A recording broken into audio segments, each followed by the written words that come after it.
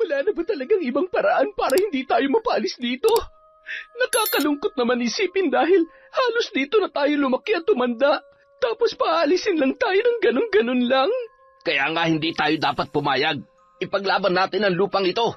Hindi nila tayo mapapalis ng basta-basta. Pero ano nga bang magagawa natin? Sa kanila ang lupa at nakikitira lang tayo. Ay, Diyos ko! Paano na ba ito? Taon 1980, Kalangkang, Marinduque. Masayang naninirahan ang mga tao sa baryo Kalangkang, puno ng saya at pagkakaisa. Walang gulo at anumang alitan. Sa madaling salita, payapa ang pamumuhay ng mga naninirahan doon. Isa sa mga nakatira ay ang magtiyuhin na sina Christopher at Elena. Magkasundo ang dalawa sa lahat ng bagay at kung titingnan ay para na silang mag-ama. Mahal na mahal ni Christopher ang kanyang pamangkin na si Elena na tunay na anak niya kung paano niya ituring. Isinalba siya nito sa mga panahong lugmok siya dala ng pagkamatay ng kanyang asawa't anak dahil sa paglubog ng sinasakyang barko. Kasama na rin ang mga magulang ng dalaga kaya magmula noon ay silang dalawa na lamang ang nagdadamayan. Isang umaga. O ano, maayos na ba ang lahat? Yung mga palaro natin, yung mga pagkain, kumpleto na? Yung mga bata nandito na? Opo naman, Tiyo. Basta ako nag-asikaso, siguradong ayos yan. Ikaw talaga, oo. Ay, siya nga pala, Tiyo. Hindi raw makakarating si Kapitana. May biglaan daw kasi siyang kailangang puntahan, kaya tayo-tayo na lang daw po muna. Ah, ganun ba? Di sige, ayos lang naman. Tayo na't simulan na natin ang pagdiriwang. Piyesta sa kanilang baryo nung araw na yon, kaya nagtipon-tipon ang lahat. Maraming mga palamuti sa paligid. May ingay ang mga bata at nagtatawanan na rin ang mga nakatatanda. May mga palaro at higit sa lahat, inaabangan na ng karamihan ang libreng pagkain. Bukod sa kapitana at iba pang mga opisyal ay sina Christopher at Elena ang pinagkakatiwalaan at namamahala sa katahimikan ng baryong yon. Parati silang nagre-representa sa tuwing may mga okasyon na magaganap at nagagawa naman nila ito ng maayos at malinis, kaya malaki rin ang tiwala sa kanila ng buong barangay. Habang nasa kalagitnaan ng pagdiriwang ay dumating naman ang isang magarang sasakyan na umagaw sa pansin ng ilan. Mula doon ay bumaba ang isang binata na hindi maipagkakaila na may taglay na kagwapuhan. Lumawak naman ang ngiti ni Elena nang masulyapan ang nasabing lalaki. Agad-agad siyang tumakbo papalapit doon. Angelo! Uy, mabuti naman nakapunta ka. Akala ko hindi ka na darating eh. Hindi naman yata pwedeng hindi ako dumalo dito, di ba? At saka, hindi pa naman siguro ako huli. Muntik na. Bakit kasi ngayon ka lang? May ginawa lang ako. O ano, tatayo na lang ba tayo dito? Hindi ba tayo pupunta ron? Ay, oo nga. Ang tagal mo kasing tumating eh. Lumapit na sila sa handaan at ipinagpatuloy na ang selebrasyon. Si Angelo ay anak ng isa sa mga tinuturing na pinakamayaman sa kanilang lugar. Pamangkin din siya ng tinaguriang mayor. Ang mga magulang niya ay amo ng pinagtatrabahuhang kumpanya ni Christopher. Bagamat siya ay anak mayaman, hindi naman naging hadlang yon upang makipagkaibigan at makihalubilo siya sa mga mahihirap na gaya ni Elena. Sina Angelo at Elena ay 3 taon nang magkaibigan. Nagkakilala sila na minsang dalhin ni Mayor si Angelo sa baryong yun. Sa lahat ng mga naninirahan sa baryo ay si Elena lamang ang naging malapit na kaibigan ni Angelo. Sa 3 taon nilang pagkakaibigan ay naging maayos naman ang kanilang samahan. O iho, kumusta naman ang mga magulang mo? Balita ko pupunta sila ng ibang bansa. Oho. Kaso ang papa lang ang pupunta ron. Magpapaiwan ho si Mama. Bakit daw? Ang akala ko magkasama sila. Yun nga din po ang akala namin eh. Kaso parang nagkaroon ho yata ng biglaang aasikasuhin si Mama rito, kaya hindi po siya makakasama. Aasikasuhin? Ano naman kaya yon? Hindi ko nga rin alam eh. Hindi naman ako nakikialam sa mga business nila na yan. Basta mahalaga sa akin, nakakakain ako ng masarap dito sa inyo. Hoy, mas masarap kaya ang mga pagkain sa inyo. Mayaman kayo eh. Hindi nakakasawa rin kaya ang mga pagkain dun. Halos puro karne na lang palagi. Iba-iba nga ang luto pero karne pa rin. Kaya buti pa dito sa inyo. May mga gulay at marami mapagpipilian ng walang halong karne. Bakit kasi puro karning kinakain mo? Kasalanan mo rin naman yan.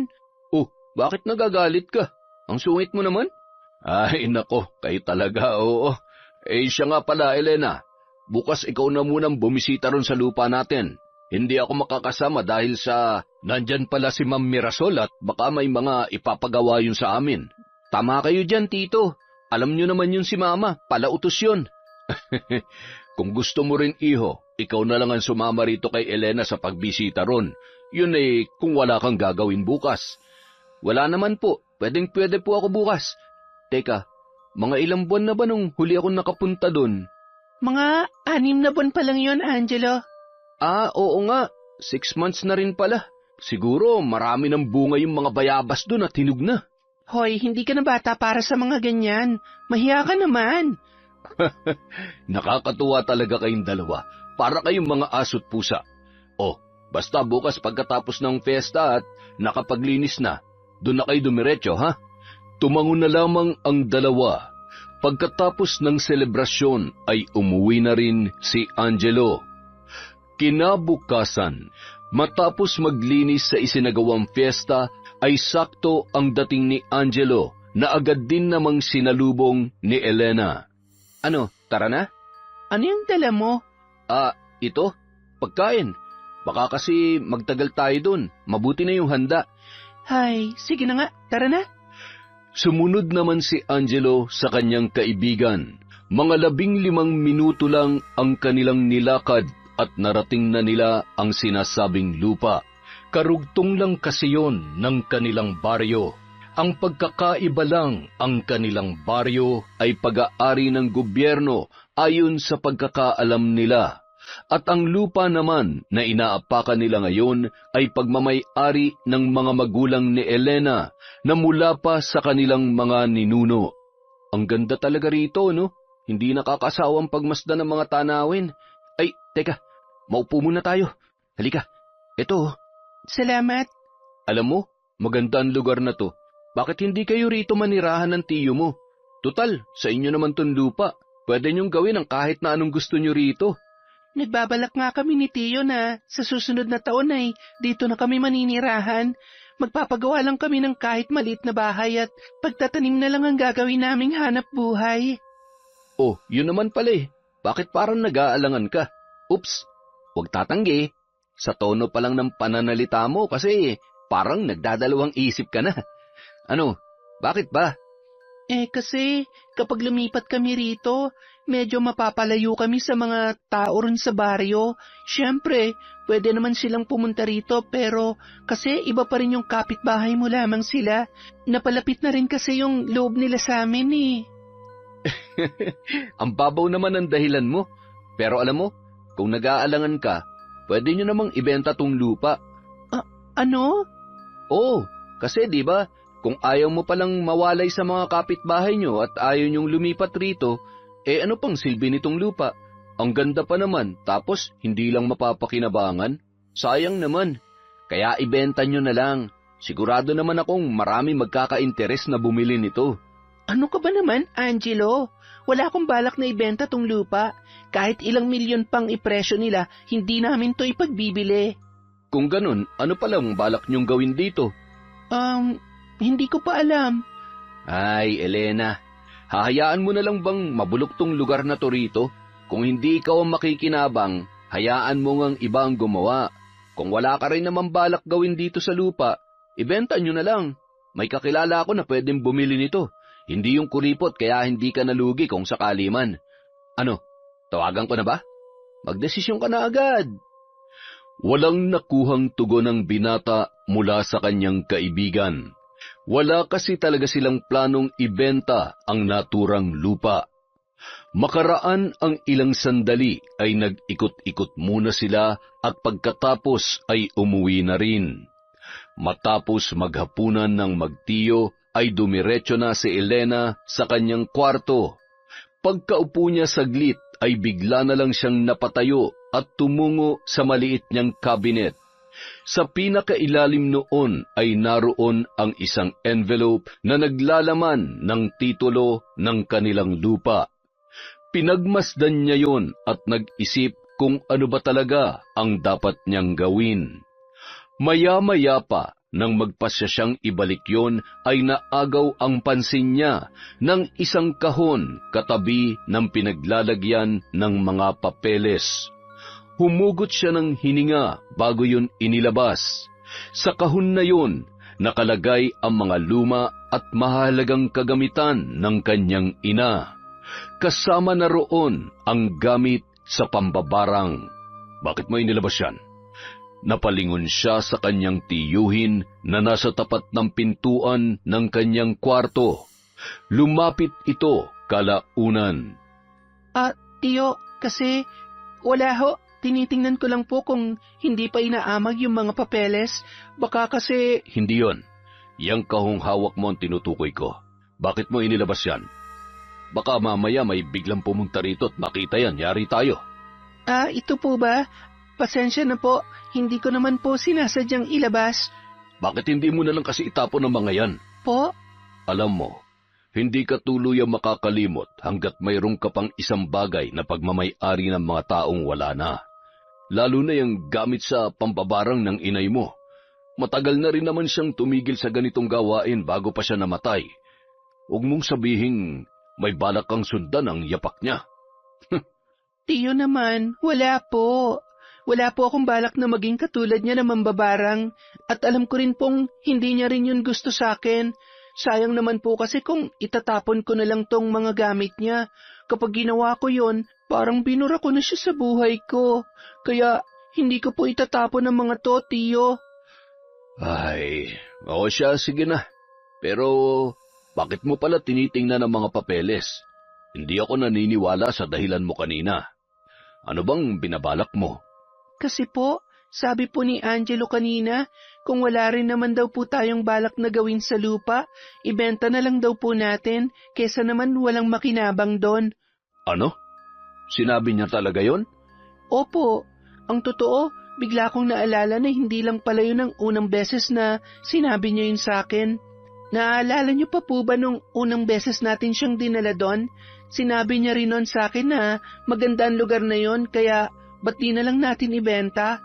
Nagtataka lang po ako na bakit parang gusto niyang ibenta natin yung lupa. Ay, ewan.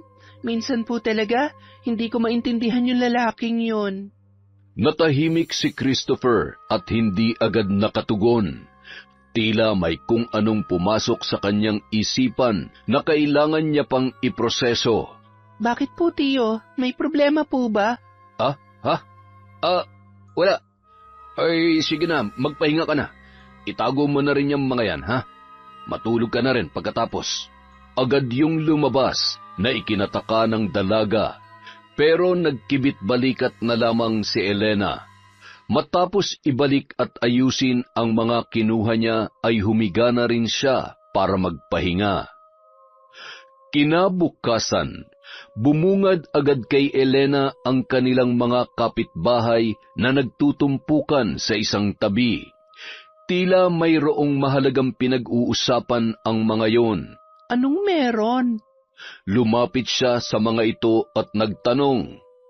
Ang aga-aga naman po, nagchichismisan ka agad kayo? Ano po ba pinag-uusapan nyo? Mukhang seryoso po yan Ay nako, hindi mo pa ba alam, Elena? Ho? Ang alin po? Pinapaalis na tayo na may-ari ng lupang ito. May iniwang kasulatan kay Kapitana kaninang umaga na nagsasaad na pinapaalis na tayo dito. pinakalat na yon sa buong baryo at ayon, hindi na nga magkaintindihan kung ano na ang gagawin ng mga tao. Pinapaalis ho tayo? Bakit daw ho? Hindi nga namin alam. Biglaan lang kasi ito. Binigyan lang tayo ng 2 linggo para humanap ng bagong matitirhan at makalis na. 2 linggo? Grabe naman po yun. Nasaan po ba si Kapitana? Naroon sa kanyang opisina. Kausapin mo. Subukan mong kumbinsihin na makiusap siya sa kung sino man ang nagpapaalis sa atin dito. Hindi na sumagot pa si Elena. Bagkus ay tumakbo na lamang siya patungo sa nasabing opisina ng kapitana. Hindi na siya nag-abalang kumatok pa. Agad-agad na siyang pumasok at nadatnan niya rin doon ang kanyang tiyuhin na tila nakikiusap din. Elena, bakit nandito ka?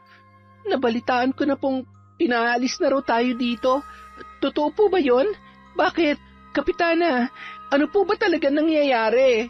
Sinabi sa akin ni Mayor na bibigyan na lang nila tayo ng 2 linggo para manatili rito. At kapag nandito pa rin tayo, wala na raw silang magagawa kundi ang persahan tayong paalisin. Binabawi na raw kasi na may-ari ang lupa nila dahil siguro may balak silang gawin dito. Pero di ba, gobyerno naman na may-ari ng lupang ito? At sa simula pa lang ay pinahihintulutan na nila tayong manirahan dito.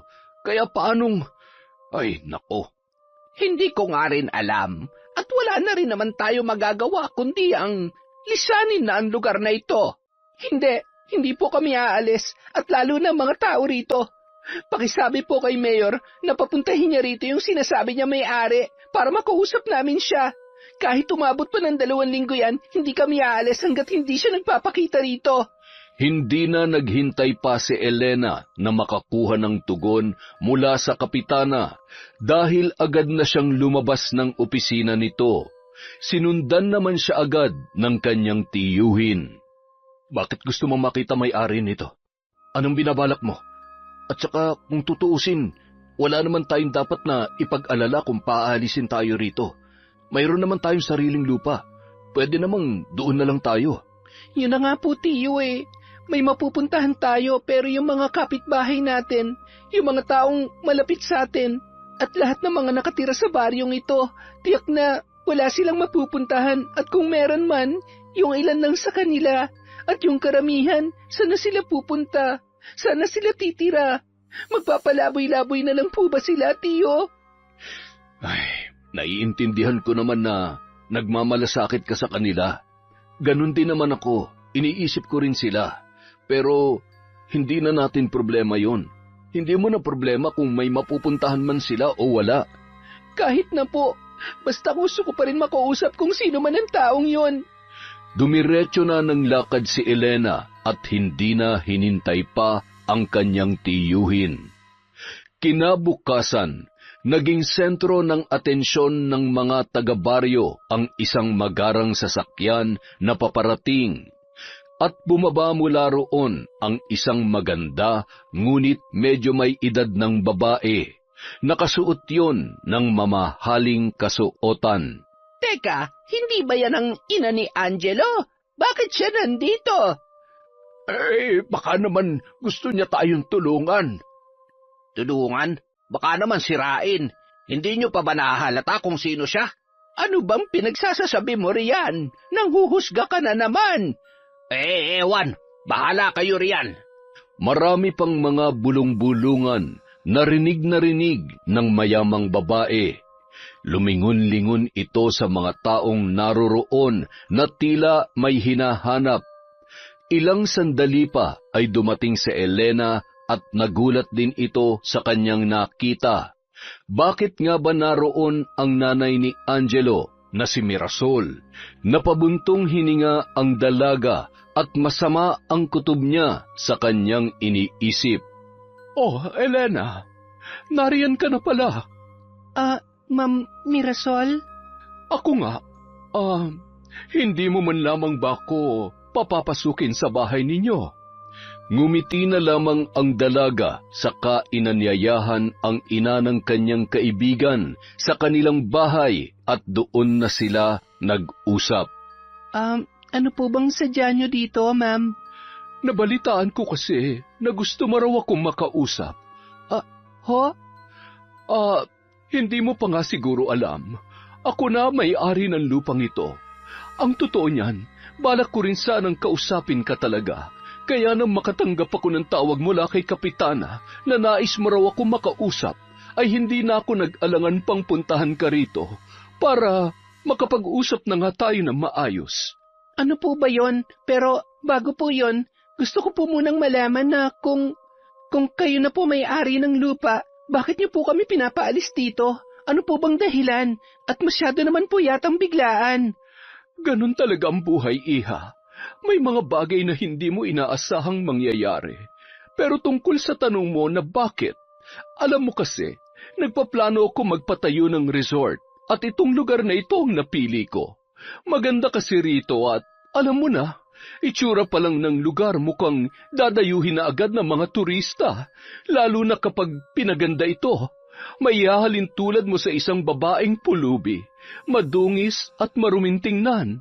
Ngunit kapag inayusan at binihisan, magiging maganda at kaakit-akit.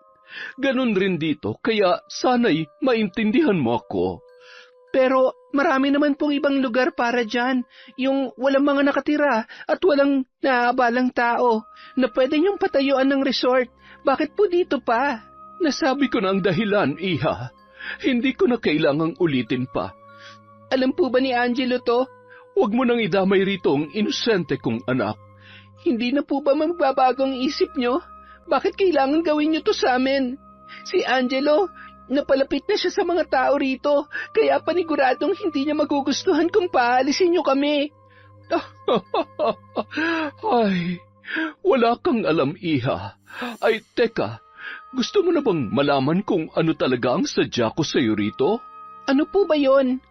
Ang totoo niyan, malaking resort ang gusto kong ipagawa, at ang baryong ito ay hindi sapat para sa plano ko. Kaya naman naisipan kong bilhin rin ang katabing lupa nito na pagmamay-ari ng mga magulang mo. Hindi ba ang saya? Nang marinig yon, ay biglang nag-iba ang timpla ni Elena. Tila bigla siyang nanghina. Ano ho? Pati ang lupa namin bibilhin nyo? Seryoso po ba kayo? Mukha ba akong nagbibiro, Elena? Hindi po. Hindi po ako papayag.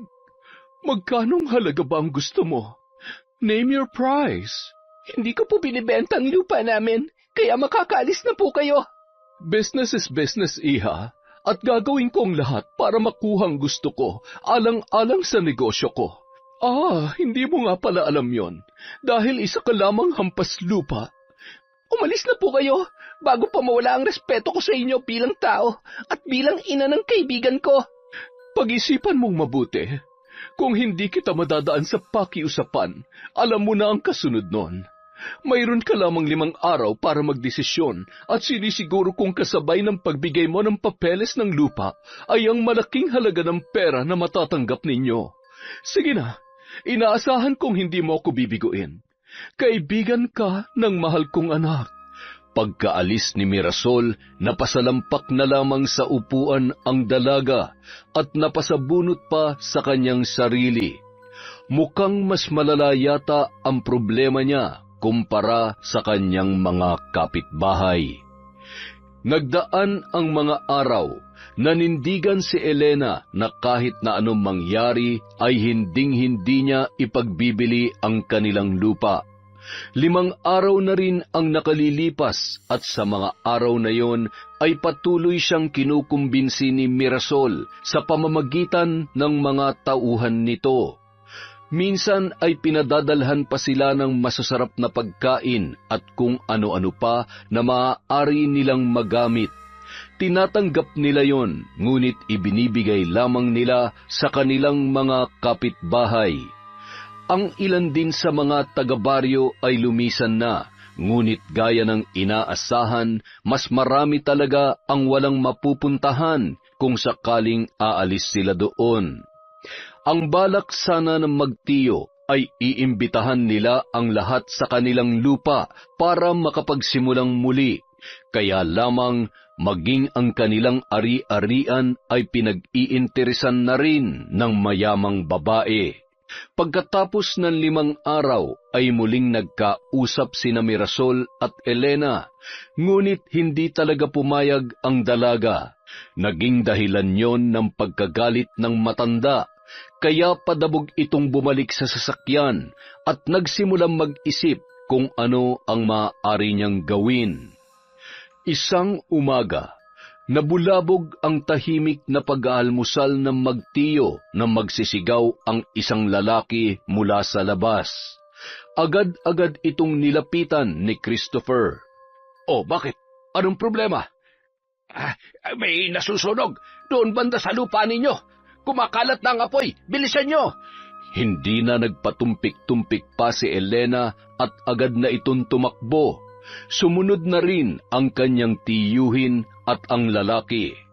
Napatakip na lang ng bibig ang dalaga sa kanyang naabutan. Nagtulong-tulong na rin ang mga taga-baryo para patayin ang apoy. Higit kalahating oras bago nila yung tuluyang naapula. Malawak ang napinsala ng sunog sa kanilang bukid. Ano raw ang pinagmulan ng sunog? Hindi namin alam, Christopher. Mabuti nga at nakita ng mga bata na naglalaro malapit dito na may nasusunog raw. Kaya sinabi agad sa amin at ipinaalam rin namin sa inyo. Nakakapanghinayang. Ang ganda pa naman ng lugar na ito tapos masusunog lang. Alam nyo, sa tingin ko talaga hindi ito aksidente o nagkataon lang. Mayroong nanadya na sunugin ito. Pero ang tanong, sino naman kaya yun? Sino pa ba? Di yung sakim na gustong bilhin ang lupa na ito at gusto tayong parisin dito sa baryo. Kung siya nga, hindi ako makapaniwalang magagawa ito ni Ma'am Mirasol. Alam nyo naman ang mayayaman.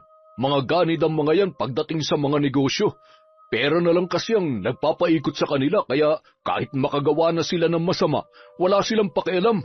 Ay, dapat sa mga yan tinuturuan ng leksyon eh.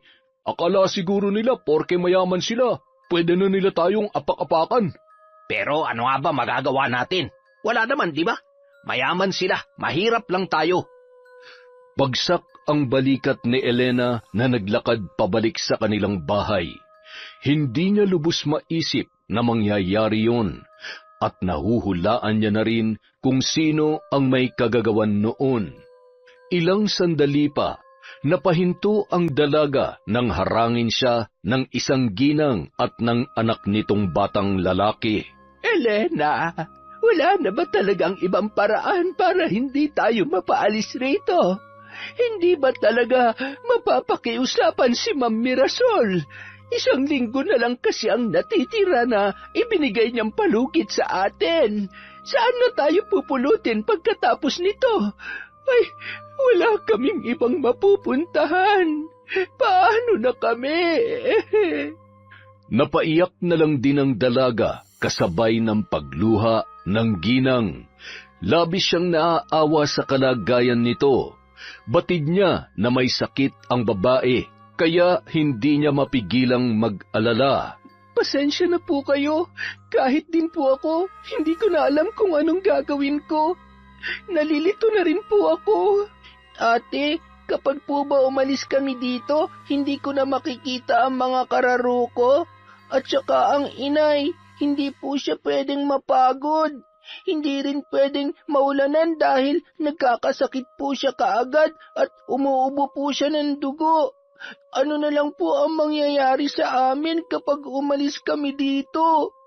Magiging pulubi na po ba kami, ate? Lalong bumuhos ang masaganang luha ni Elena sa mga tinuran ng inosenteng bata. Isang bata na nag-aalala para sa kanyang ina.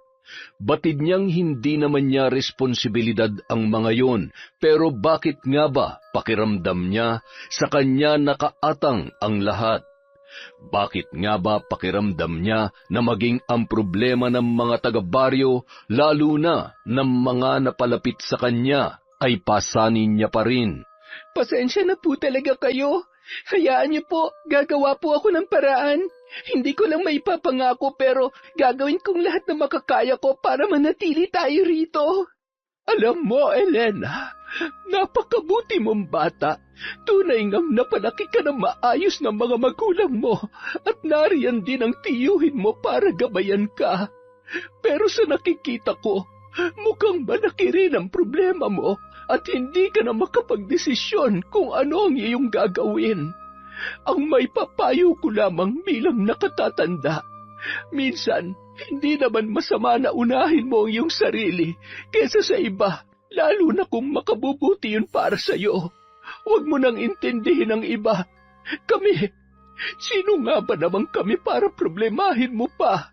May kanya-kanya tayong buhay at yung buhay mo ang unahin mo bago ang iba. Pasensya na kung pakiramdam mo pasanin mo kaming lahat. Basta, magdesisyon ka na lang sa kung ano talaga ang gusto mo at sa tingin mo'y makakapagpasaya sa'yo sa huli. Sige na, uuwi na kami. Maraming salamat, Elena.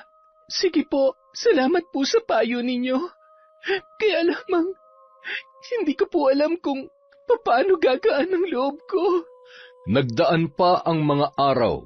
Ang buong akala ni Elena ay hindi na muling mauulit ang nangyaring sunog sa kanilang lupa.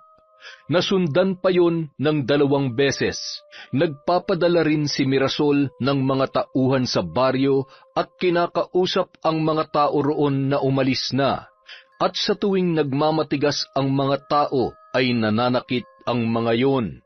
Sinisira ang mga bahay, binubutas at maging ang mga pananim sa bawat bakuran ay pinagsisisira din nila.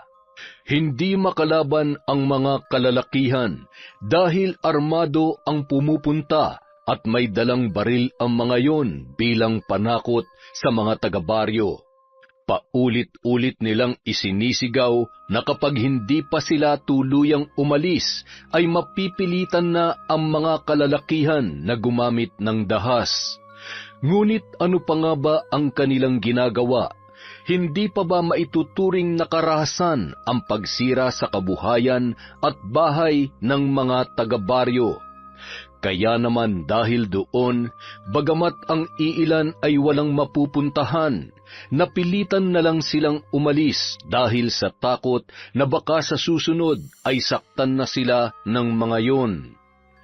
Samantala, sa bahay ng magtiyuhin, Grabe na po ang ginagawa nila, tiyo. Hindi na po ito makatao. Pati yung mga inosente sasaktan na raw nila. Hindi ko akalain na ganyan pala kasama si Ma'am Mirasol. Ano nang gagawin natin? ang totoo niyan, kinausap niya ako nung isang araw. Ano po? Ano mga sinabi niya sa inyo? Wala namang bago. Dahil hindi kanya makumbinsi, ako na ang kinausap niya. Marami siyang ipinangako na gagawin kung sakaling ipagbibili natin sa kanya ang lupa. Ano naman po ang sabi niyo? Pumayag po ba kayo, tiyo?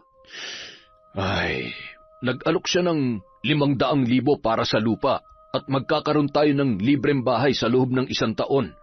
Bibigyan niya rin tayo ng maayos na trabaho kaya hindi na natin kailangang problemahin ang mga gastusin. Tiyo, huwag niyong sabihin... Hindi. Mali ka nang iniisip. Hindi naman ako pwedeng magdesisyon ng ako lang. Pero, Elena, bakit hindi na lang natin ibigay sa kanya ang gusto niya para wala ng gulo? Tiyo naman, nangako po ako sa mga magulang ko na kahit na anong mangyari, hindi ko ipagbibili ang lupa. At alam niyo rin po na kung nabubuhay lamang sila, yun din ang magiging desisyon nila. Tapos ano, patuloy tayong magmamatigas? Pero wala naman po sila magagawa hanggat nasa atin ang titulo ng lupa. Kahit na anong gawin nila, hindi nila makukuha yon.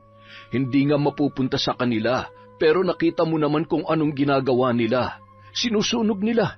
Paano pa natin mapapakinabangan yun? Elena, mayaman sila at maraming pera. Ang sabi niya pa, kung gugustuhin niya talaga maaari niya maangkin sa atin ang lupa kahit wala sa kanya ang titulo dahil marami silang koneksyon.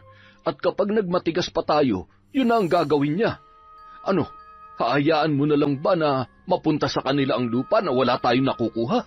Hindi na nakasagot pa ang dalaga. Umiyak na lamang siya imbis na magsalita. Wala na ba talaga silang magagawa para maipaglaban ang kanilang ari-arian. Pakiramdam niya ay wala na rin siyang kakampi dahil maging ang tiyo Christopher niya ay mukhang bumibigay na rin. Ano na ang dapat niyang gawin at sino ang maaaring makatulong sa kanila? Si Angelo. Bigla na lang yun na isambit ni Elena sa gitna ng kanyang pag-iisip. Oo nga pala, nasaan na ba ang batang yun? Huli ko siya nakita nung bago mag-anunsyo na paaalisin na tayo rito. Bakit nga ba hindi siya bumibisita? Tama, si Angelo. Baka makatulong siya sa atin. Tiyo, kailangan ko po siya makausap. At ano naman tulong ang maibibigay niya sa'yo? Ayoko man tong sabihin pero mukhang maging siya tinalikuran na rin tayo. Basta kailangan ko siyang puntahan. Kakausapin ko siya. Baka sakaling makumbinsi niya si Ma'am Mirasol. Sandali Elena. Bumalik ka rito. Huwag mo nang pag-aksayahan ng oras ng taong yon. Wala kang mapapala sa kanya. Ay, bata ka, oo. Pagkarating ni Elena sa bahay ni na Angelo ay hindi rin siya nakapasok dahil sa mga gwardyang nagbabantay. Ang kulit mo naman. Sinabi na nga hindi ka pwedeng pumasok eh. Umalis ka na lang, miss. Kasi kahit anong gawin mo, hindi ka namin papapasukin. Sige na, umuwi ka na. Gusto ko lang po makausap si Angelo. Sige na po. Saglit lang naman eh. Saka magkaibigan naman po kami. Kuya naman, sige na. Bawal nga kasi. Oh, ayan na pala si Sir Angelo eh. Bumaba sa sasakyan ang binata at akmang lalampasan lang sana niya ang dalagang kanina pa naghihintay. Ano ba yon? Bakit ka ba nandito? Gusto sana kita makausap. Pwede ba? Napabuntong hininga na lamang ang binata. Bahagya silang lumayo sa dalawang gwardya upang hindi marinig ng mga tao ang kanilang pag-uusapan. Bakit hindi ka na bumibisita sa amin? Mahigit 2 linggo na yon ah. Yan lang ba sasabihin mo? Alis na ako. Alam mo bang pinapaalis na kami sa baryong yon? Kayo na palang bago may-ari ng lupang yon. At maging ang lupa na pinamana sa akin ng mga magulang ko, balak rin bilhin ni Ma'am Mirasol. Alam mo ba kung anong ginagawa niya? Pinapahirapan niya kami. Pinapasunog niya rin ang lahat ng pananim doon sa lupa namin. At nagbabayad siya ng mga tao para abusuhin at takutin kami hanggang sa kami na mismong umalis. Ano naman ngayon? Anong-ano naman ngayon? Gumagamit na siya ng dahas para lang masunod ang gusto niya. Nakakasakit na siya ng ibang tao. Naiintindihan mo ba yon, Angelo? Naiintindihan ko. Kaya nga wala akong balak makialam sa inyo. At saka, matagal na panahon na rin naman kayo nakinabang sa lupa namin. Kaya siguro naman panahon na para kami naman ang makinabang doon. At yung tungkol sa lupa nyo, matagal ko nang binabanggit sa iyo na ibenta mo na lang yun. Kung sana nakinig ka lang sa akin noon, hindi mo na sana kailangan mahirapan ngayon. Pero matigas ka kaya magdusa ka. Angelo, ano bang sinasabi mo? Bakit parang ang tigas-tigas mo na ngayon? Wala na lang ba sa iyong lahat?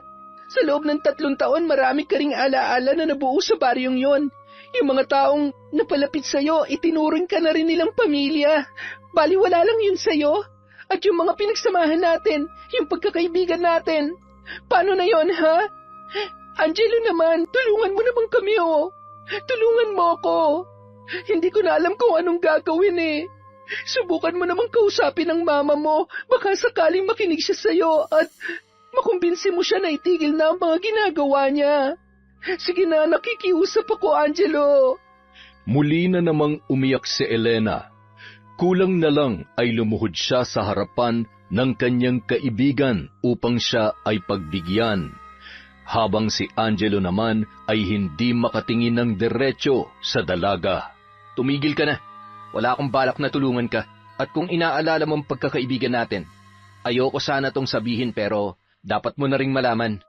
Lahat ng mga ginawa ko noon, lahat yon scripted, planado. Nakiusap sa akin si Mama na maging malapit sa inyo at kaibiganin ka para malaman ang mga kahinaan nyo. Para kapag sinimulan niya ng plano niya, magagamit niya yung laban sa inyo para mapaalis kayo. Ano, sapat na ba mga narinig mong yon para tumigil ka na? Kaya kung ako sa iyo, Elena, sumuko ka na lang. Huwag mo nang kalabanin ng mama ko dahil hindi mo siya kaya. Lahat ng gusto niya nakukuha niya, kahit sa maling paraan. Dalawang magkabilang sampal ang natamo ng binata mula kay Elena, na ngayon ay patuloy pa rin sa pagbuhos ang mga luha. Ang sama mo! Para yan sa panloloko mo sa akin at sa mga taga-baryo. Wala kayong pinagkaiba ng nanay mo. Para kang aso na sunod-sunuran lang sa kanya. Itong tandaan mo, Angelo. Pagbabayaran niyo tong ginawa niyo, lalo na yung ganit mong ina. Hindi ako papayag na dito na magtatapos ang lahat. At higit sa lahat, hindi ako papayag na makuha niyo sa akin ang lupa. Ipaglalaban ko yon kahit ano mangyari, kahit magsama kayo ng nanay mo. Pinagsisisihan kong nakilala kita, Angelo!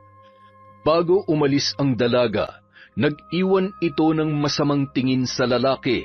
Natulala na lamang ang binata na mabigat ang bawat paghinga dahil sa emosyon na kanina niya pa pinipigilan.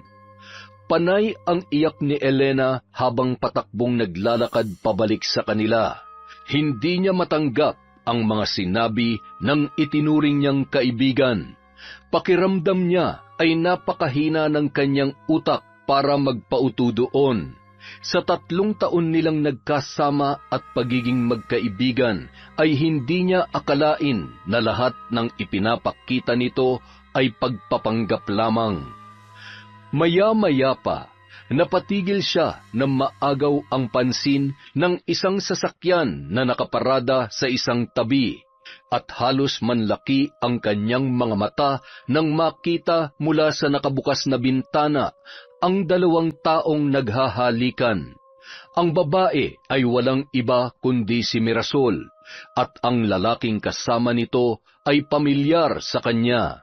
Ang lalaking yon ay walang iba kundi ang driver nito na kasama nung unang beses na pumunta yon para siya ay kausapin. Hindi siya maaaring magkamali. Bagamat nagulat ay napatawa na lamang ang babae. Kumuha rin siya ng bato at walang pag-aalinlangang ipinukul yon sa sasakyan at muntikan pang tamaan ang dalawa. Naging dahilan din yon para makuha niya ang atensyon ng mga ito, pero dumiretso na lamang siya sa paglalakad na parang walang nangyari. At gaya nga ng kanyang inaasahan, tinawag siya ni Mirasol kaya napahinto ang dalaga. Anong nakita mo, ha? Meron ba? Parang wala naman. Ang nakita ko lang ay kung gaano kawalang kwentang babae ang nanay ni Angelo. Imbis na mainis, ay natawa na lang si Elena nang sampalin siya ni Mirasol. Wala na siyang pakialam kung nagmukha man siyang walang respeto sa taong nakatatanda sa kanya. Masyado nang maraming nagawa ang babaeng yun sa kanyang buhay, kaya ang lahat ng respetong natitira para dito ay tuluyan nang nawala. Ang lakas ng loob mo magsalita ng ganyan. Sino ka ba sa akala mo, ha? Grabe ka. Ang tanda-tanda mo na lumalandi ka pa rin? Alam ba to ni Angelo o ng asawa mo? Malamang hindi. Hindi ka naman tanga para magpahuli. Hindi ka lang palaganit sa lupa. Malandi ka rin. Nakakadiri kayo. Bakas sa mukha ni Mirasol ang pagpipigil ng galit. Kulang na lang ay mamula ang kanyang pisngi dahil sa kanyang nararamdaman. Hoy, ikaw, ano bang gusto mo, ha? Ay, teka, huwag mong sabihin gagamitin mo ang mga nakita mo ngayon para lang hindi na ako magpumilit na bilhin ang lupa nyo at palayasin kayo. Ha, sa tingin mo, may maniniwala sa'yo? Wala. Kaya nga wala na akong balak magsalita. Pagod na ako. Gusto mo yung lupa, di ba? Eh di sa'yo na. Bukas na bukas rin dadalhin ko na sa'yo mga titulo nun. Tama si Angelo. Wala akong laban sa'yo kaya hindi kita lalabanan sa ganung paraan. Ano, masaya ka na? Mabuti naman kung ganon. Natauhan ka na rin. Maganda yan para hindi ka na mahirapan. Napakaganda niyo ho, Ma'am Mirasol. Ay, teka. Ano yung nasa buhok niyo? Patingin nga. Aray, ano ba? Sinasadya mo ba yon, ha? Ay, hindi ho. Nilinis ko lang po. May dumi kasi. Sige na ho, magkita na lang tayo bukas para sa mga papeles. At yung mga pinangako nyo kay Tio Christopher, siguruhin yung tutuparin nyo ang mga yon. Hindi na nag-abala pa si Elena na makakuha ng sagot mula sa kanyang kausap dahil agad na siyang umalis. Nang makalayo na ito, saka naman lumapit ang lalaking kasama ni Mirasol na kanina lang ay may distansya ang layo. Naniniwala ka ba sa kanya na hindi siya magsasalita tungkol sa nakita niya kanina? Mukha naman siyang seryoso. At saka, kahit naman magsalita siya, walang maniniwala sa kanya. Iisipin lang ng mga tao na sinisiraan niya ako dahil sa pagpapaalis ko sa kanila. Kaya huwag mo nang problemahin yon. Halika na, bumalik na tayo sa bahay. Samantala, pangiti-ngiti si Elena habang patuloy sa paglalakad. Kinuha niya mula sa bulsa ang nabunot niyang isang hibla ng buhok ni Mirasol. Paniwalang paniwala ka naman na ibibigay ko sa iyo ang lupa. Kahit kailan, hinding-hindi mangyayari yon. Ngayon, ako naman ang kikilos. Hintayin mo ang ganti ko, Ma'am Mirasol. Nang makauwi sa bahay, ay agad na sumalubong sa kanya si Christopher. Tinanong siya nito kung ano ang nangyari, subalit hindi siya tumagon. Bagkus ay dumiretso siya sa kwarto at mula sa pinaglalagyan ay kinuha niya ang kahon na naglalaman ng mga kagamitan sa pambabarang. Inilabas niya ang mga yon at pinagsama-sama. Sumilip si Christopher sa kwarto at halatang naguguluhan sa kung ano ang nangyayari. Anong gagawin mo riyan? Bakit mo inilalabas ang mga yan? Elena, ano ba? Tinatanong kita, sagutin mo ako. Gaganti po ako sa Mirasol na yon. Sobra-sobra nang ginawa niya kaya dapat siya magbayad. At ano? Gagamitin mo mga yan? Nahihibang ka na ba? Hindi mo nga alam kung paano ang tamang paggamit niyan at kung anong proseso ang mga gagawin. Ano pong gusto niyong gawin ko? Hayaan na lang siya? Alam niyo ba, Tiyo, kung anong mga sinabi sa akin ni Angelo? At ang nalaman ko tungkol sa pinaggagawa ng babaeng yon? Bakit? Ano nga ba? Sabihin mo sa akin. At kapag sapat na dahilan yan para gumamit ka ng kapangyarihan ng dilim, hahayaan kita. Pero kung hindi, ibibigay mo yan sa akin at susunugin ko para wala nang makinabang sa mga yan. Naiintindihan mo ba, Elena? Si Angelo po. Lahat ng mga ipinakita niya sa atin noon, lahat yun pagpapanggap lang. Inutusin lang daw siya ni Ma'am Mirasol para maging espiya at malaman ang mga kahinaan natin. Niloko niya lang po tayo. Pinaikot at ginawang mga utu-uto. At si Ma'am Mirasol, ang babaeng yon, niloloko niya lang din ang asawa niya dahil may relasyon sila ng driver niya. Ano? May ibang karelasyon si Ma'am Mirasol? Imposible yan. Pero kitang-kita ko po, Tiyo. Naghahalikan pa nga sila eh. Maniwala po kayo sa akin. Kaya itong gagawin ko po, hindi lang ito para sa panloloko at pagpapahirap niya sa atin, kundi pati na rin sa panloloko niya sa asawa niya. Kaya hayaan niyo na po ako, Tiyo, nakikiusap ako. Hindi po ako matatahimik hanggat hindi ako nakakaganti sa kanya. Natagalan bago sumagot ang kanyang tiyuhin at nagdesisyon. O sige, sabihin na nating gaganti ka nga at gagawin mo yan. Pero paano? Gaya ng sabi ko kanina, wala kang alam pagdating sa ganyan. Paano mo gagawin yan, ha? Bahala na po, Tiyo. May libro naman po dito. Susundan ko na lang po yon kung paano ang tamang proseso. Ay, ako tong kinakabahan sa gagawin mo eh. Paano kung mahuli tayo? Paano kung malaman nila na tayo ang may gawa niyan sa kanya? Wala naman po silang magiging ebidensya at wala silang magagawa gaya ng sa kung paano tayo wala magawa sa mga pagpapahirap nila sa atin. Basta may plano po ako, Tiyo, at kailangan ko rin po ang tulong nyo. Sumang-ayon na lamang si Christopher at pinag-usapan nila kung ano ang gagawin. Halos buong gabi ring inaral ni Elena ang mga nakasaad sa maliit na libro. May mga lengguwahe roon na hindi niya maintindihan, ngunit ang iba naman ay kanyang nauunawaan. Hindi na siya nakatulog ng buong gabing yon. Batid niya na hindi yun madali. Nabanggit rin sa kanya noon ng kanyang ina na kung aaralin niya ang karunungang itim ay maaaring abutin siya ng ilang linggo o buwan. Depende sa kung gaano siya kabilis matuto at kapursigido. Ngunit sa kanyang sitwasyon ay hindi siya maaaring matagalan.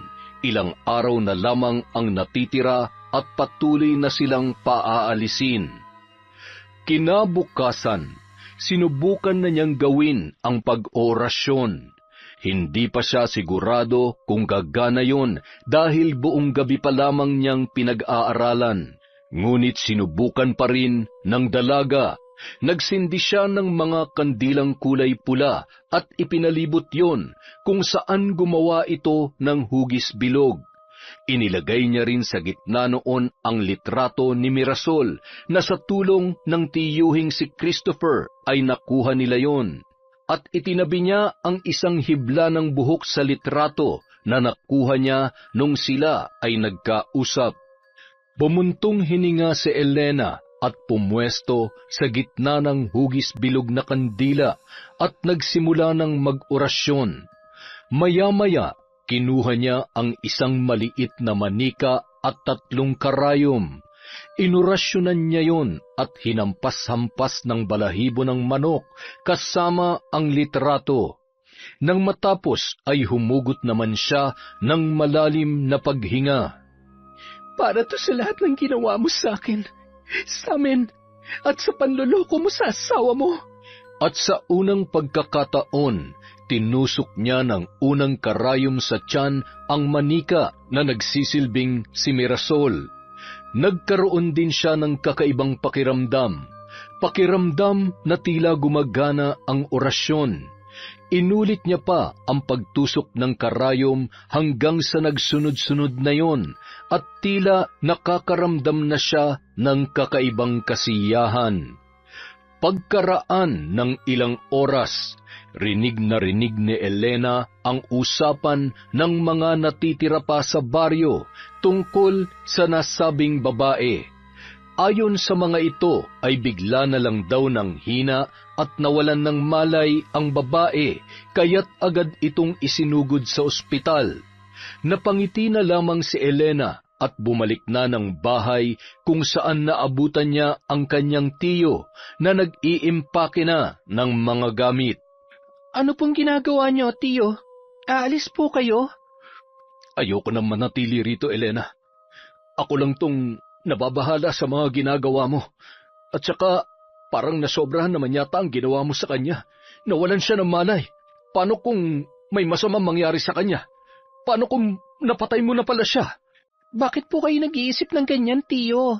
Hindi ko siya papatayin. Kahit gustong-gusto ko dahil sa ginawa niya sa atin, pinipigilan ko po ang sarili ko. Tama na. Nakaganti ka na, di ba? Sapat na yun. Umalis na tayo dito. Hayaan na lamang natin sila. Gusto ko nang matahimik. Ayoko na ng gulo. Pagod na ako sa lahat ng ito. Mag-impake ka na rin ng mga gamit mo. Bilisan mo na. Hindi po ako aalis dito. Dito lamang po ako. Kung gusto niyo, kayo na lang. Elena! Hindi pa po ako tapos sa kanya. Lalo na ngayon na gumagana ang mga orasyon ko, na kahit halos buong isang gabi ko lang pinag-aralan ng mga yon, nagagawa ko na ng tama. Hindi pa po gumagana ang pakiramdam ko kaya hanggat nandito ang bigat sa dibdib ko, hindi ko siya titigilan. Bahala na po kung ano mangyari, wala na akong pakialam. Elena, ano ba? Sumama ka na lang sa akin. Hindi kita pwedeng pabayaan dito. Pamangkin kita at nangako ako sa mga magulang mo, sa kapatid ko, na babantayan at aalagaan kita. Kaya sige na naman huwag mo na akong pahirapan pa. Pasensya na po kayo, tiyo. Pero sa pagkakataong ito, hindi po ako makikinig sa inyo. Kahit po umalis tayo, hindi pa rin ako matatahimik dahil nasa loob ko pa rin ang bigat. Kaya hayaan niyo po akong gawin kung ano makakapagpagaan sa kalooban ko.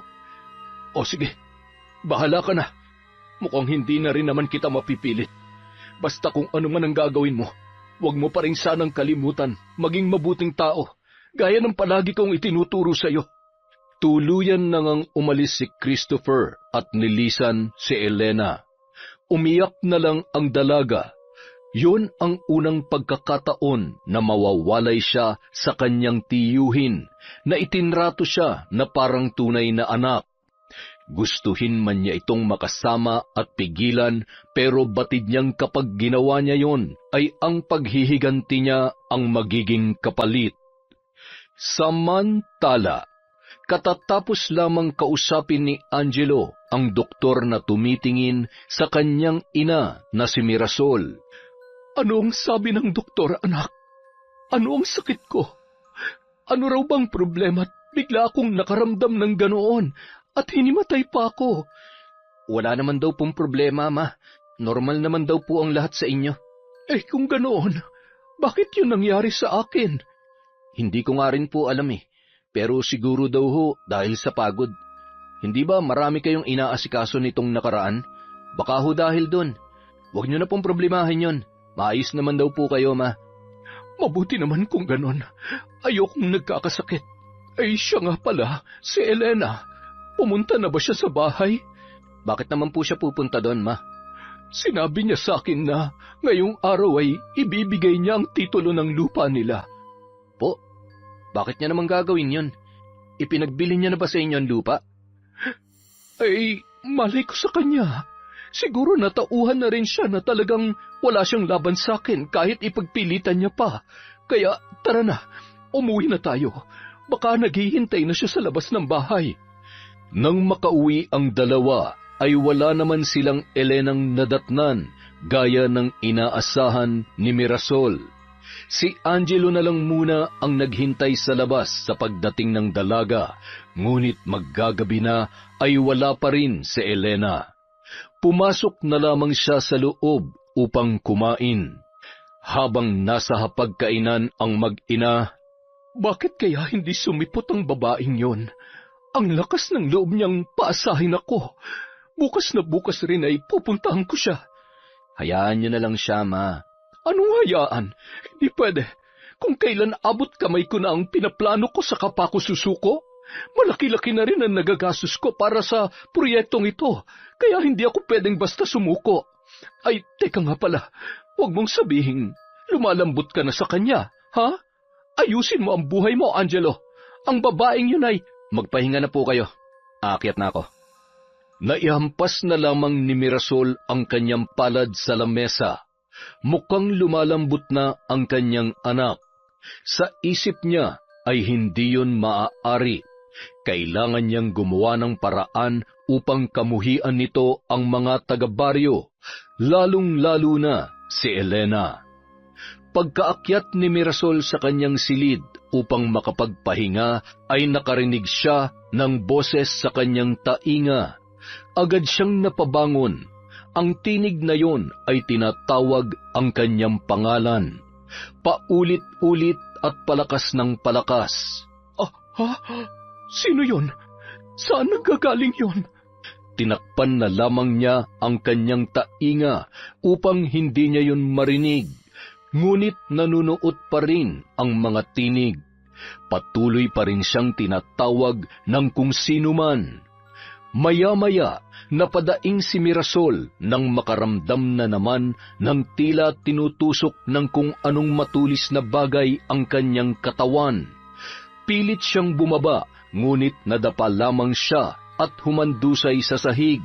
Ngunit magkaganon pa man ay pinilit niyang tumayo upang kunin ang gamot na pampatulog. Halos ubusin niya na yon para mabilis makatulog at hindi na maramdaman ang sakit ng katawan. Ilang minuto niya pang ininda hanggang sa nakatulog na siya habang nasa sahig. Kinabukasan, nataranta ang mga katulong nang abutan ang kanilang amo na nakahandusay na parang isang bangkay. Tawagin niyo si Sir Angelo! Bilisan niyo! Naku naman po, madam! Pagdating ni Angelo, agaran niyang lumapit sa kanyang ina. Nang akbang bubuhatin na nila, ay bigla naman yung nagising. Ma, ayos lang ho kayo? Bakit dito kayo natulog sa sahig? Ha? Anong nangyari? Ay, manaman, ano ba naman kayo? Ano ba nangyayari sa inyo? Pinilit namang alalahanin ni Mirasol ang nangyari, ngunit hindi niya maintindihan na tila walang pumapasok sa kanyang isipan. Dahil doon, napagpasyahan nilang mag-almusal na lamang.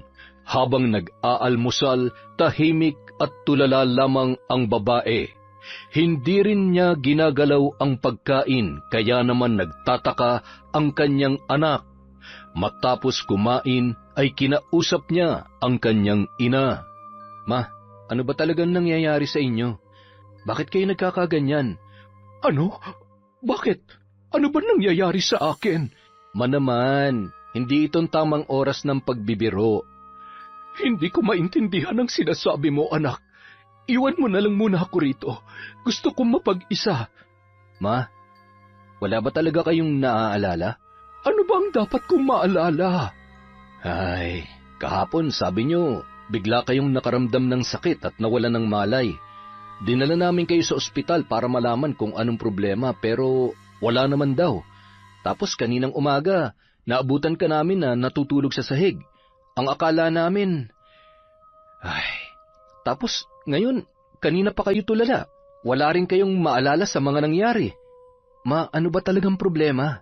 Para hong nawawala na kayo sa sarili ninyo. Hindi ko nga rin alam, anak. Pakiramdam ko, yun nga rin ang nangyayari sa akin. Bakit ako nagkakaganito? Teka, si Elena, pinantahan mo na ba siya? Kailangan natin makuha sa kanya ang mga Angelo! Ma, bakit ho? Ano nangyayari sa inyo? Ma! Parang may kung anong tumutusok sa katawan ko, anak. At ang ulo ko, sumasakit. Angelo, anak! Sandali lang po. Tatawag po ako ng tulong. Makalipas ang ilang sandali, nakatulog na naman si Mirasol. Tumawag na naman sila ng doktor, ngunit wala ring pinagkaiba ang sinabi nito noong una. Kung wala hong sakit si Mama, bakit ho siya nagkakaganyan? Yung kanina, mukhang hirap na hirap talaga siya, Dok. Sigurado ba talaga kayong wala siyang sakit? Sigurado naman kami riyan. Kaya maging ako rin ay hindi alam kung ano nangyayari. O baka naman ho ano? Ay, ayoko man tong sabihin pero baka may sakit sa utak ang mama mo. Ano? Sinasabi niyo bang baliw siya? Hindi naman sa ganon. Pero hindi ba ang sabi mo, sumasakit ang ulo niya at pakiramdam niya ay may kung anong tumutusok sa katawan niya. Tulala, hindi makaalala at parang wala sa sarili. Pero wala namang kaming makitang problema sa lahat ng medical tests niya. Wala siyang sakit. Baka naman hallucination niya lang ang lahat ng yon. Baka sa dami niyang iniisip kaya siya nagkakaganon. Ibig niyo po bang sabihin may tsansa na mabaliw si Mama? Parang ganoon na nga. Kadalasan kasi, ganon ang pinagmumula ng pagkasira ng isip ng isang tao hanggang sa mabaliw na. Ay nako. O siya, sige, mauna na ako. Tawagan mo na lamang ako kung sakali magkakaproblema ulit. Sige po, salamat po sa pagpunta ninyo. Pagkaalis ng doktor, saka naman lumapit si Angelo sa natutulog niyang ina. Nag-aalala na ang binata para rito. Nais niya sanang tawagan ang kanyang ama upang ipaalam ang mga nangyayari, subalit batid niyang marami rin niyang ginagawa. Ayaw niya nang dagdagan pa ang mga isipin noon. Nagpasya si Angelo na tumungo sa baryo, ayon na rin sa kagustuhan ng ina upang makausap ang mga taga roon.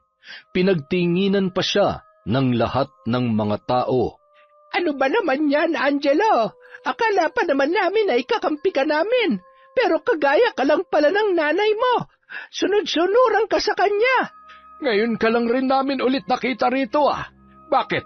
Sa pilitan mo rin kaming paalisin? Sayang lang ang tiwalang binigay namin sa'yo.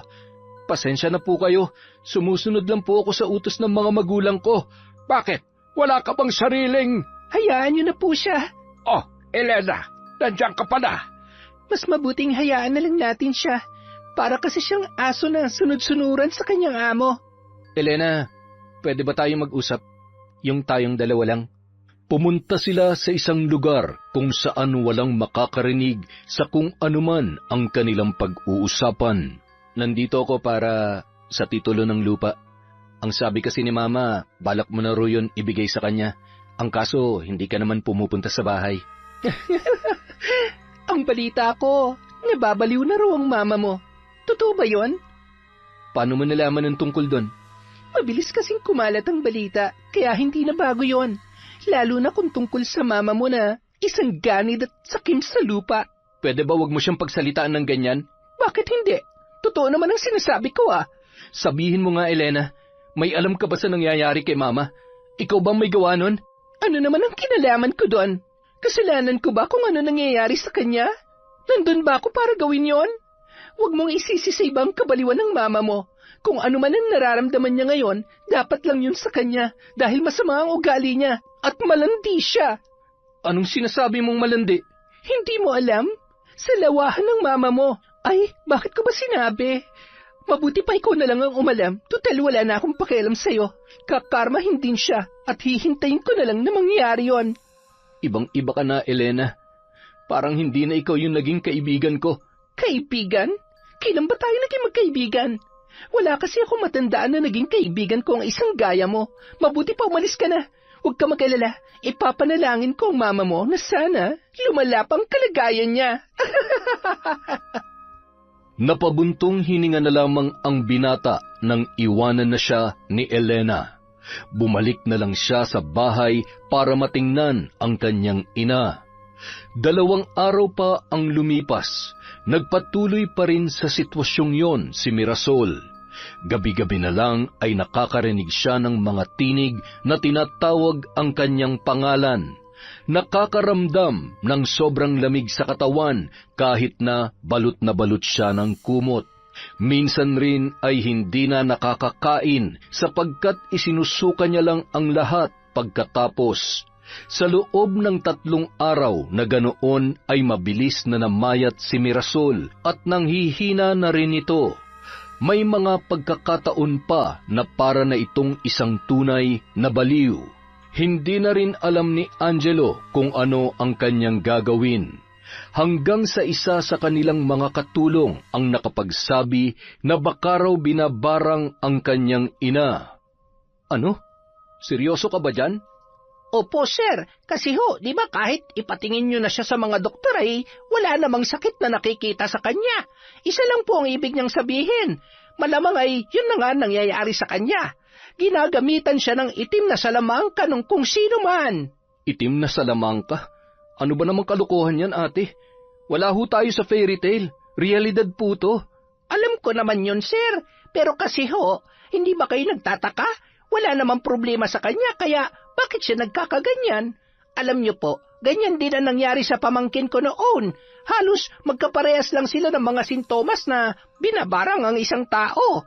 Mabuti na nga lang po at albularyo noon ang lula ko, kaya naagapan siya bago lumala ang kanyang kalagayan. Kaya sir, sige na po. Wala naman pong masama kung susubukan nyo lang. May kilala kong albularyo na pwedeng makatulong sa inyo. Kung gusto nyo sasamahan ko po kayo roon. Bagamat hindi naniniwala at nag-aalangan, ay sumugal na lamang si Angelo. Dinala nga nila si Mirasol sa sinasabing albularyo. Bumiyahe pa sila ng ilang oras para lamang marating ang bahay noon. At nang sa wakas ay natagpuan na nila ay pinapasok naman sila agad ng naturang albularyo. Ginagamitan siya ng itim na kapangyarihan? Oo. Yun po kasi ang sabi nila. Hindi ka naniniwala roon, iho. Tama ba? At nag-aalangan ka rin, kaya baka hindi ko mapagaling ang iyong ina. Po, mabuti pa'y umuwi na lamang kayo. Alam mo kasi, hindi ako tumatanggap ng mga pasyente na hindi naman buo ang loob sa pagpapagamot sa akin. Kailangan ay buo ang tiwala mo na mapapagaling ko ang nanay mo. Kaya mo ba yon, iho? Napayuko na lamang si Angelo. May punto naman kasi ang albularyo. Ngunit gayon paman, huminga siya ng malalim at pilit na isinaksak sa kanyang isip na naniniwala siyang mapapagaling ng albularyong yon ang kanyang ina. Ay, o siya sige. Ilapit mo na siya sa akin at nang masimulan ko na. Agad namang inalalayan ni Angelo ang kanyang ina. Tulala kasi yon. Minsan lamang magsalita, ngunit wala pang nakakaintindi sa kanyang mga sinasabi. Angelo, anak, sino ba yan? Bakit tayo nandito? Ang baho-baho ng lugar na ito. Alisin mo ako rito. Ayoko sa bahay ng mga paslupa. Parang ngayon pa lamang ay alam ko na kung bakit siya pinaparusahan. Pasensya na po kayo. Ako na lang po ang nakikiusap na gamutin niyo siya. Naaawa na po ako kay mama. Kahit naman po minsan masama ang ugali niya. Pero nanay ko pa rin po siya at ayoko siyang nakikitang ganyan. Kahit naman gaano pa kasama ang isang tao, Bilang isang albularyo ay tungkulin kong tulungan at gamutin siya. Kaya huwag ka na mag-alala. Pumwesto ka na muna doon at ako na ang bahala sa kanya. Pinanood na lamang ni Angelo ang ginagawa ng albularyo. Kumuha ito ng kung anong klaseng sanga ng puno na may mga kaunti pang dahon. Naglagay rin siya ng langis sa kanyang kamay at ipinahid yon sa noo ni Mirasol. Nang itapat ng albularyo ang kanyang palad sa noo ng babae, ay nagsimula na yung umusal ng dasal na walang ibang nakakarinig kundi siya lamang. Makalipas ang ilang sandali, bigla na lang naghihiyaw sa sakit si Mirasol na ipinag-alala ng kanyang anak. Ha? Ano pa nangyayari sa kanya? Tinatanggal ko lamang ang anumang salamangka na namumugad sa kanyang katawan. At nararamdaman kong ang nagpapasakit sa kanya ay baguhan pa lamang, kaya't madali natin itong magagawa. Napatango na lamang ang binata. Muling nagpatuloy ang albularyo, ngunit makaraan ang ilang sandali ay bigla na lamang itong tumalsik ng bahagya na muntikan pang mawalan ng balanse. Ayos lang po ba kayo? Nag-aalalang tanong ni Angelo na lalapit na sana, ngunit pinigilan lamang siya ng albularyo. Kahit palabaguhan lamang ang gumagawa nito ay malakas na rin siya. Pero huwag ka mag-alala. Marami na ako nakaharap na higit namang mas malakas sa kanya, kaya hindi mo ko kailangang alalahanin. Siya nga pala, iho. Alam mo bang may paraan para maibalik natin sa kanya ang ginagawa niya sa iyong ina? Mararanasan niya rin. Makakaramdam din siya ng matinding sakit. Gusto mo, gawin natin yun sa kanya? Hindi ko po alam. Kayo po ang bahala. Basta gumaling lamang po si Mama. Ay, hindi po. Sige po. Gawin niyo rin sa kanya mga ginagawa niya kay Mama. Tumango na lamang ang albularyo at gaya kanina, itinapat niya ang kanyang palad sa noo ni Mirasol. Nag-usal na naman siya ng kakaibang lengguwahe, ngunit sa pagkakataong yon, naririnig na siya ni Angelo. Muling humiyaw sa sakit si Mirasol nang hampasin siya ng kung anumang klaseng sanga ng puno ng albularyo. Ipinaghampas yon sa palibot ng kanyang katawan habang nagsasambit ng orasyon. Hindi naman napigilan ni Angelo na lumapit sa ina at hawakan ang kanyang mga kamay. Nandito lang po ako, Mama. Hindi ko po kayo iiwan. Tatang, akala ko po ba ibabalik niyo yun sa gumagawa nito kay Mama? Bakit po nasasaktan pa rin siya? Sa pamamagitan ng katawan ng mama mo ay nasasaktan na rin ang gumagawa nito sa kanya. Sandali, nais mo bang malaman kung sino siya? Maaari ko siyang kausapin. Kaya niyo pong gawin yon? Sige po. Inilapat ng albularyo ang dalawang daliri niya sa sintido ng babae at dahan-dahang pumikit. Ilang sandali pa ay nagsalita siya. Isang babae. Bata pa siya. Siguro ay mga kasing edad mo lamang. Mahaba ang kanyang buhok at puno ng pagkamuhi ang kanyang puso. Ginagawa niya raw ito dahil nais niya maghiganti sa mama mo, dala ng pagiging sakim nito. Naguluhan ang isip ni Angelo. Tila pamilyar sa kanya ang sinasabi ng albularyo. Babae? Kaedaran ko? Gumaganti siya? Hindi kaya si Elena? Yun raw ang pangalan niya. Si Elena? Paanong... Bakit? Kilala mo ba siya? Kaibigan siya ng anak ko. Ang babaeng bruha na yun. Siya palang may gawa ng lahat ng ito. Mama, ayos na po kayo? Wala na po ba masakit sa inyo? Medyo maayos na ako, anak. Sa pagkakataong ito, ang mambabarang na si Elena ang siyang naghihirap ngayon. Namimilipit na siya sa sakit dulot ng sarili niyang kagagawan. Magtatagal rin ng ilang araw ang paghihirap niyang yon. Kaya naman... Tama na po! Itigil na natin to! Hayaan na po natin siya! Huwag niyo na po siyang saktan! Hindi pwede, anak! Kailangang magbayad ang babaeng yun sa mga ginawa niya sa akin. Ang lakas ng loob niya. Kung tutuusin, kasalanan din po naman natin kung bakit niya ginawa yun. Hindi naman ho siya masama eh. Biktima lang din po siya. Kaya nakikiusap po ako sa inyo, Tatang. Binabawi ko na mga sinabi ko kanina. Huwag niyo na siyang pahirapan, pakiusap po. Hindi. Hoy, ikaw, pahirapan mo ang babaeng yon. Babayaran kita kahit na magkano, basta makita ko siyang Tama na, Ma. Alam ko rin po ang totoo, na niloloko niyo si Papa at maging ako na anak niyo. Ano bang sinasabi mo, Angelo? Nang sabihin sa akin ni Elena na salawahan kayo, nagtaka talaga ako, kaya nag-imbestiga ako. At doon ko nalaman na tama siya. Kayo ng driver mo, may relasyon kayo matagal na. Hindi lang si Papa niloko niyo, kundi pati na rin ako. Pero ipinagsawalang bahala ko muna yon dahil mas iniisip ko ang kalagayan niyo. Kaya nagpanggap akong walang alam. Akala ko pagkatapos nito matatauhan na kayo, pero puro paghihiganti pa rin palang nasa isip niyo. Kailan ba kayo titigil? Anak, hindi ganoon yon. Mali ka nang iniisip. Tama na ho, pwede ba? Isa lang ang pakiusap ko, Mama. Itigil niyo na ang pagbili sa lupa ni na Elena at huwag niyo nang paalisin ang mga tao sa baryo. Hayaan natin silang patuloy na mumuhay doon. Dahil kung hindi, makakarating kay Papa ang ginawa ninyo. Alam mo naman siguro kung ano mga pwede niyang gawin kung sakaling malalaman niya ang lahat ng ginagawa niyo. O kaya naman, magsama na lang kayo ng lalaki niyo. Sapat na sa akin na makita na maayos ang kalagayan niyo, Ma. Angelo, sandali lang. Pag-usapan natin to, Angelo. Umalis ang binata at iniwan sa albularyo ang kanyang ina. Dumiretso si Angelo sa baryo at agad na tumungo sa bahay ni na Elena. Halos manlumo siya nang maabutan itong nakaupong nakasandal sa pader ng bahay at halatang nanghihina pa. Dahan-dahan siyang lumapit at lumuhod sa harapan ng babae. Elena, ayos ka lang ba? Hindi. Ano? Masaya ka na ba? Patawarin mo ako. Kasalanan ko ang lahat. Tama ka. Salawahan nga si Mama. At kung hindi lang rin ako naging sunod-sunuran sa kanya at kinampihan siya, hindi sana to mangyayari. Sana mapatawad mo ko, Elena.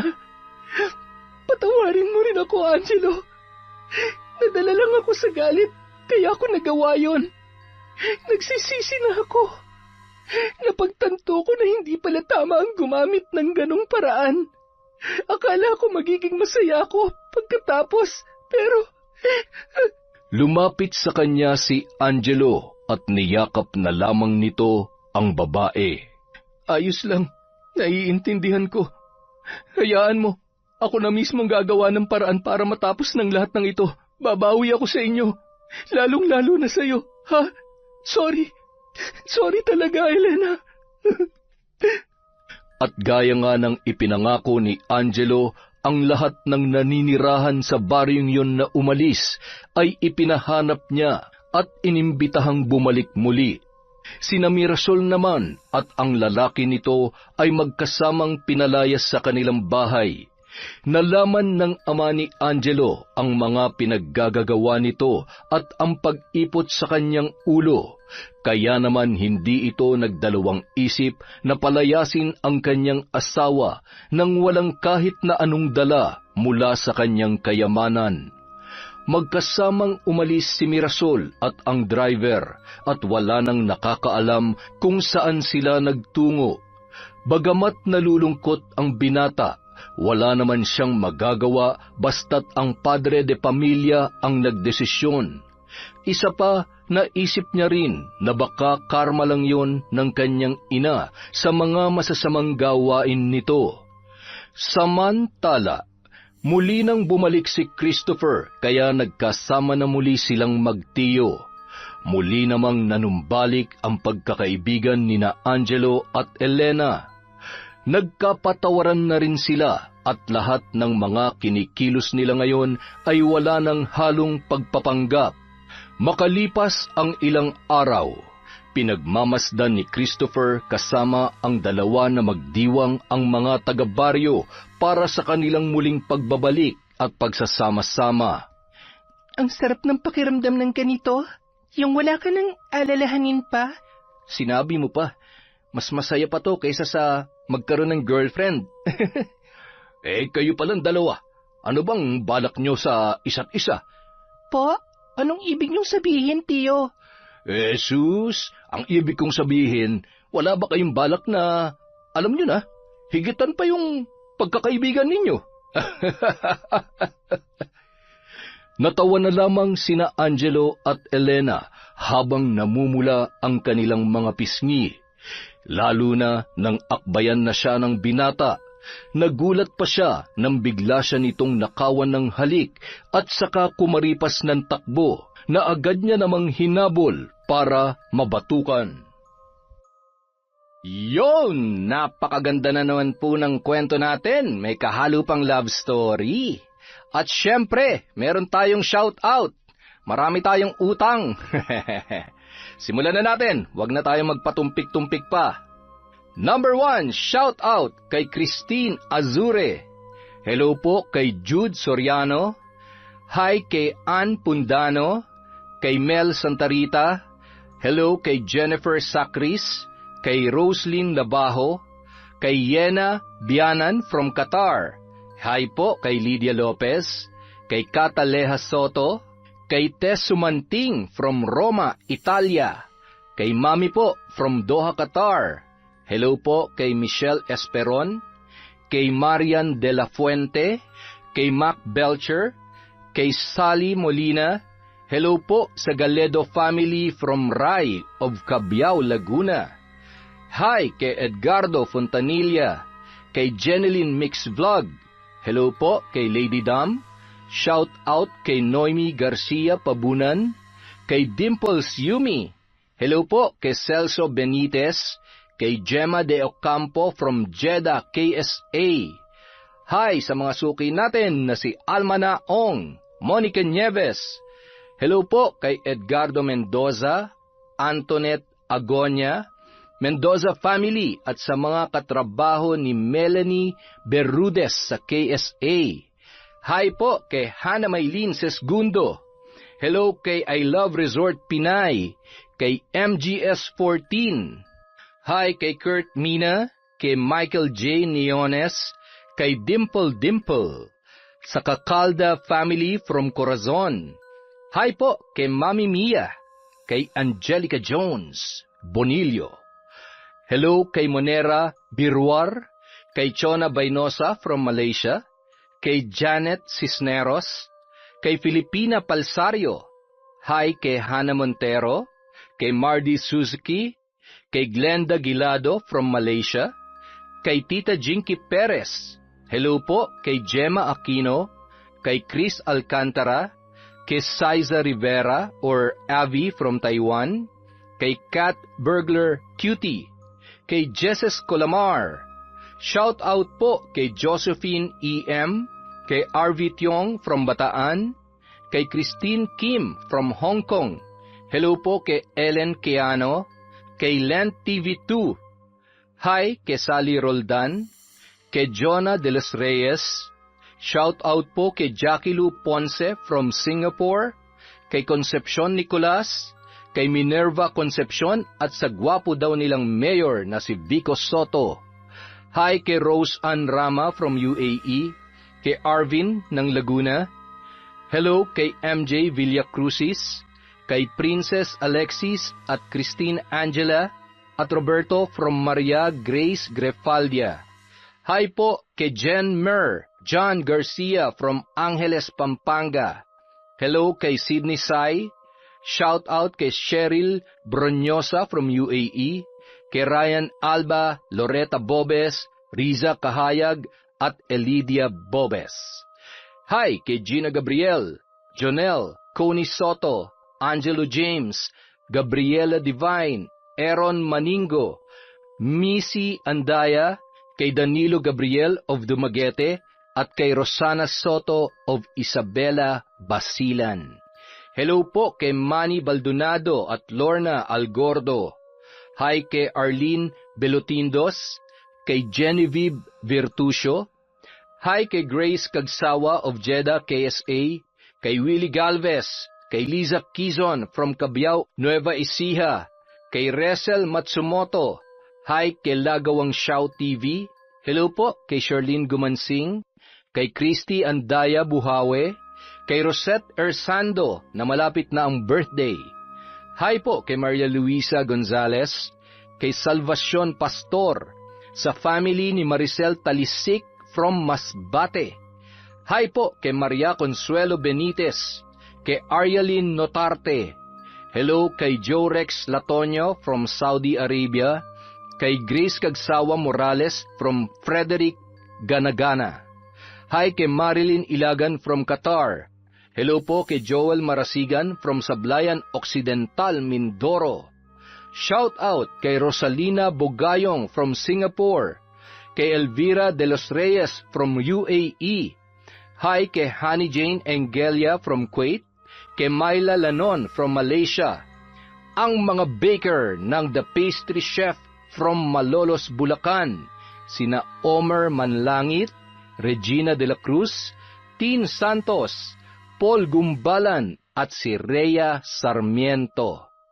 Hi po kay Jerlyn Batal, kay Dinalyn Supapo, kay Jing Estrada.